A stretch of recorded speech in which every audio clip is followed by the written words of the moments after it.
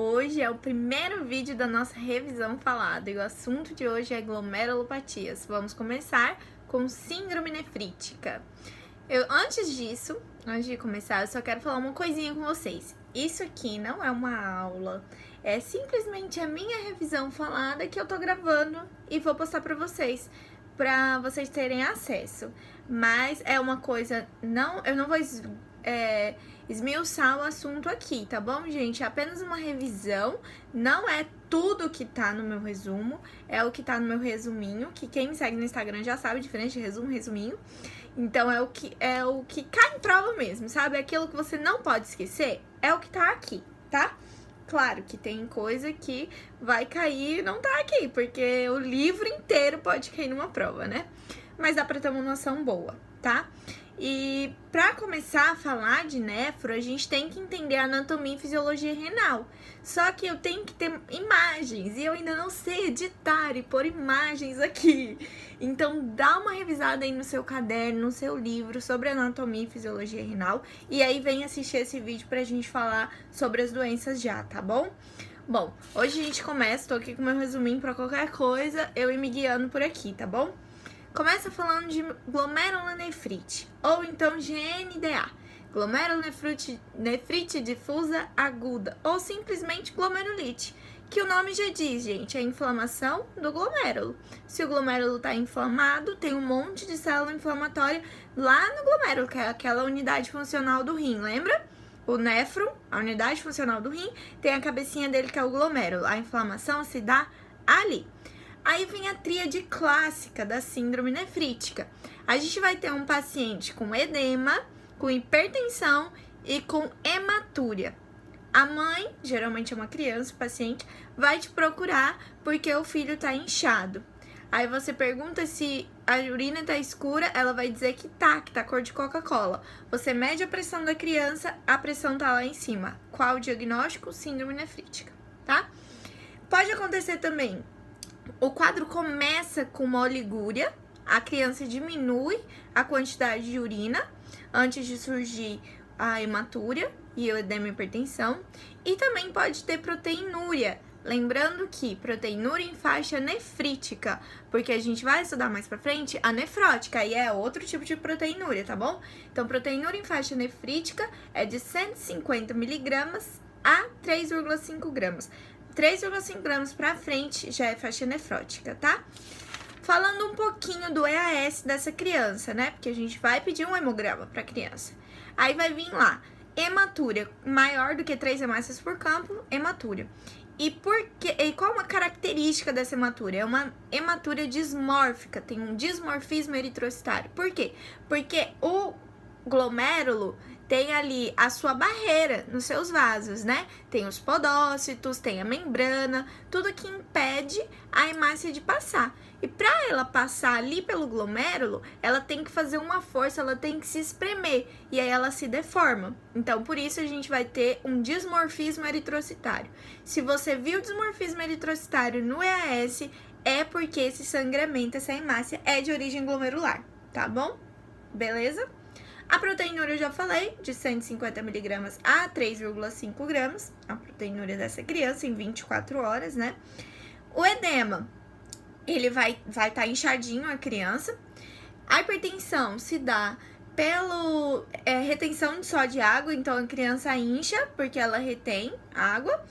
E você vai olhar na tabelinha da hipertensão, da pressão arterial da criança, porque não é 12/8. Eu já vi gente se assustar porque mediu a pressão da criança, estava muito baixa. Mas não, gente, cada idade tem uma pressão, tá bom? Para criança, não é 12/8 igual ao adulto, ok? Também vai ter nesse EAS, eu já misturei, né? Falei de hipertensão e de edema no EAS. Voltando pro EAS da criança, vai ter cilindro hemático ou cilindros celulares. E o que isso quer dizer?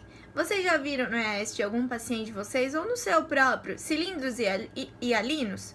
Isso preocupa? Não. Cilindro hialino é normal, todo mundo pode ter. O que não pode ter é cilindro hemático, tá?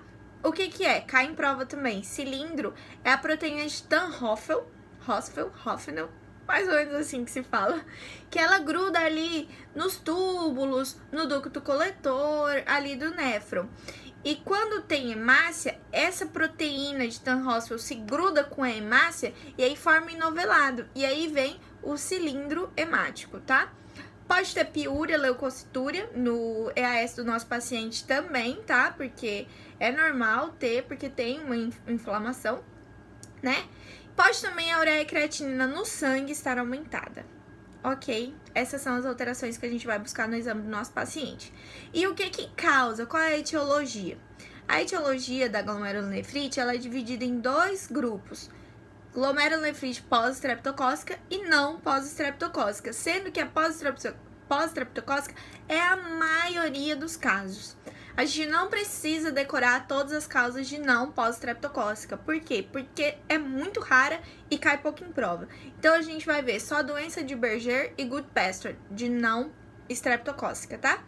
Agora, falando da glomerulonefrite pós-estreptocócica. O que ela é?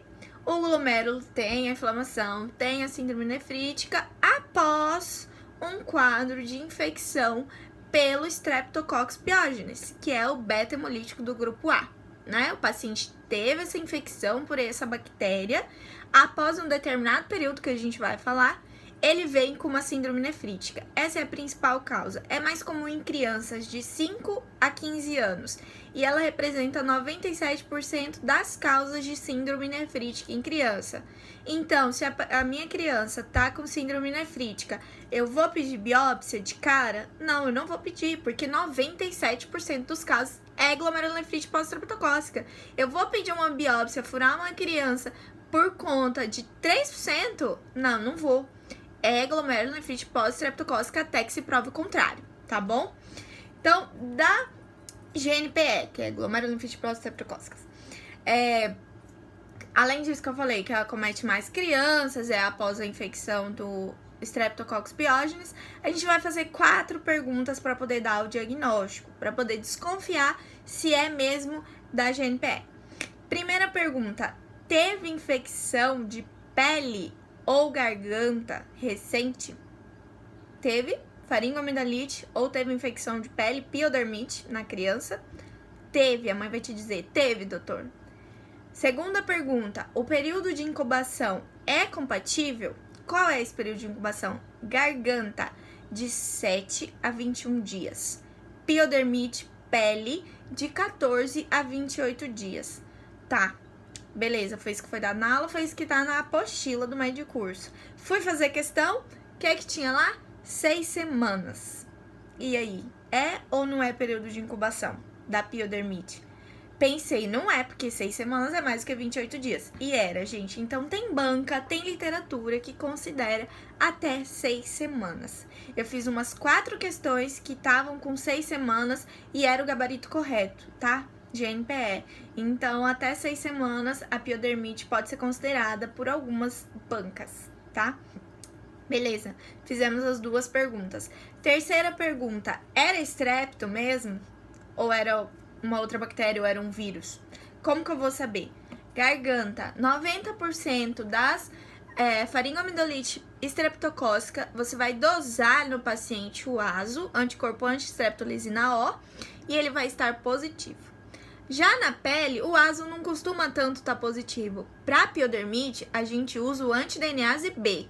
Ele vai estar positivo em 70%. Então, veio positivo o ASO para garganta e o anti-DNase B para pele, era estrepto, ok? Quarta pergunta, o complemento C3 e CH50 mantém-se diminuindo por 8 semanas? Vou dosar o complemento no sangue do paciente. Estava diminuindo até 8 semanas, ok. Então, com essas 4 perguntas, eu consigo fechar o meu diagnóstico de GNPE. Não preciso de biópsia, ok? Beleza, fechei o meu diagnóstico. O que eu falo para esse paciente? O prognóstico é bom, é tranquilo. E aí, a gente tem que pensar numa história natural da doença, que vai acontecer naturalmente. Como que é? O paciente começa com uma oligúria, ele não tem anúria, ele tem oligúria, por até 72 horas na criança e no adulto 7 dias. Então, pensa comigo, 7 e 7. Adulto, 7 dias, criança, 72 horas, tá bom? É um pouco diferente, pelo que a sociedade brasileira fala, tá? Segunda coisa, na primeira a gente teve uma. Na segunda, a gente tem duas coisas para se pensar, que é 6 semanas. O que dura até 6 semanas? A hipertensão e a hematúria macro, aquela visível, dura até 6 semanas. Terceira coisa, a gente vai pensar em uma coisa no terceiro ponto. Terceiro ponto, até 8 semanas. Complemento. Complemento mantém-se diminuído por até 8 semanas, não mais do que 8 semanas, ok? Tanto que faz parte lá da nossa perguntinha, né? Quarto ponto, hematúria micro por até 2 anos. Então, pode ser que você pegue um EAS do seu paciente e tenha uma hematúria micro, ele não tem nada. Aí você pergunta, você já teve síndrome nefrítica? Ele vai dizer, tive, tem 1 ano. Ok, ele vai ficar até 2 anos com aquilo positivo, tá? E proteinúria, até 1 grama, até 5 anos. Então, dura muito tempo, tem que acompanhar esse paciente. Quando eu vou pedir biópsia? Quando isso não acontecer. Quando eu tiver uma hematúria macro durando mais do que 6 semanas, ou o complemento mantém-se diminuído por mais de 8 semanas, e aí vai, pelo tudo que a gente falou que era natural da doença, tá acontecendo diferente. Então, a gente tem que pedir biópsia. Se uma paciente tem anúria, pedir biópsia. Ou então, se o meu paciente tem manifestações sistêmicas, ele não tem só a síndrome nefrítica, ele tem outra coisa junto, biópsia.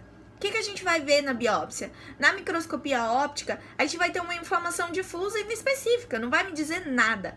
Agora, na microscopia eletrônica, aí eu tenho patognomônico, aí eu tenho Humps ou Cogovas ou GIBA, essa sigla, tá? Isso é patognomônico de síndrome nefrítica, pós-estreptocócica, mas raramente eu vou chegar nesse ponto, tá bom? Tratamento. 3 pilares principais. Lembra que o quadro clínico também tem 3, a tríade? O tratamento também tem 3 principais. Restrição hidrossalina para esse paciente. 2, diurético, preciso eliminar esse líquido do paciente, tá bom? Então, eu vou dar furosemida para esse paciente e preciso controlar a pressão com hidralazina, ok? Essa é a tríade. Vou precisar fazer diálise? Às vezes não, às vezes sim, tá? E vou internar esse paciente? Nem todos. Você vai internar casos raros. Tem questão de prova que dá o quadro e pergunta, você vai internar? Aí você tem que dizer se sim ou se não. Casos graves, sim. Casos leves, não. Posso fazer o tratamento ambulatorial, tá bom? Antibiótico, dou ou não dou? Se eu pensar nesse antibiótico para curar o estrepto B do meu paciente, da infecção, eu não vou dar antibiótico porque ele já teve a infecção. Isso é uma complicação. A infecção já foi há 7 a 14 dias atrás. Então, não vou dar antibiótico. Vou dar antibiótico para poder prevenir que na próxima síndrome nefrítica que ele tiver seja mais leve? Não, isso não tem relação. Não vou dar antibiótico por causa disso. Vou dar antibiótico para ele evitar que ele tenha outra síndrome nefrítica na vida? Não, também não. Não vai mudar em nada. Isso é febre reumática, não é síndrome nefrítica. E aí, dou ou não dou antibiótico? Dou. Vou dar um antibiótico. Por quê?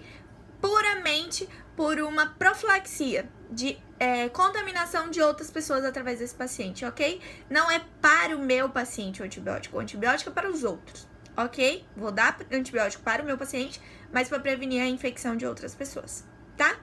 Gente, é só isso de síndrome nefrítica e glomerulonefrite pós-estreptocócica. Agora a gente vai falar um pouquinho de Berger e de Goodbester, que é bem pequenininho, bem rapidinho. Berger